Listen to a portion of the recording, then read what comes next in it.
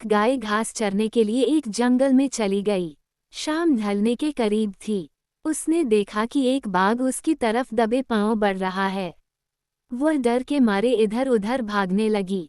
वह बाघ भी उसके पीछे दौड़ने लगा। दौड़ते हुए गाय को सामने एक तालाब दिखाई दिया। घबराई हुई गाय उस तालाब के अंदर घुस गई। वह बाघ भी उसका पीछा करते हुए तालाब के अंदर घुस गया। तब उन्होंने देखा कि वह तालाब बहुत गहरा नहीं था, उसमें पानी कम था और वह कीचड़ से भरा हुआ था। उन दोनों के बीच की दूरी काफी कम थी, लेकिन अब वह कुछ नहीं कर पा रहे थे। वह गाय उस कीचड़ के अंदर धीरे धीरे धंसने लगी। वह बाघ भी उसके पास होते हुए भी उसे पकड़ नहीं सका।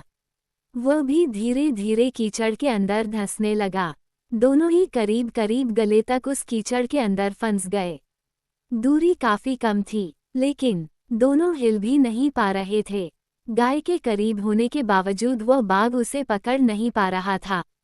थोड़ी देर बाद गाय ने उस बाघ से पूछा, क्या तुम्हारा कोई गुरु या मालिक है? बाघ ने गुर्राते हुए कहा, मैं तो जंगल का राजा हूँ। मेरा कोई मालिक नहीं, मैं खुद ही जंगल का मालिक हूँ। गाय ने कहा, लेकिन तुम्हारी उस शक्ति का यहाँ पर क्या उपयोग है? उस बाघ ने कहा, तुम भी तो फंस गई हो और मरने के करीब हो। तुम्हारी भी तो हालत मेरे जैसी ही है। गाय ने मुस्कुराते हुए कहा, बिल्कुल नहीं। मेरा मालिक जब शाम को घर आएगा और मुझे वहां पर नहीं पाएगा, तो वह ढूंढते हुए यहाँ जरूर आएगा और मुझे इस कीचड़ से निकालकर अपने घर ले जाएगा। तुम्हें कौन ले जाएगा? थोड़ी ही देर में सच में ही एक आदमी वहां पर आया और गाय को कीचड़ से निकालकर अपने घर ले गया। जाते समय गाय और उसका मालिक दोनों एक दूसरे की तरफ कृतज्ञतापूर्वक देख रहे थे। वे चाहते हुए भी उस बाघ को कीचड़ से नहीं निकाल सकते थे, क्योंकि उनकी जान के लिए वह खतरा था। बाघ अहंकारी मन है और मालिक ईश्वर का प्रतीक है। कीचड़ ये संसार है और ये संघर्ष अस्तित्व की लड़ाई है।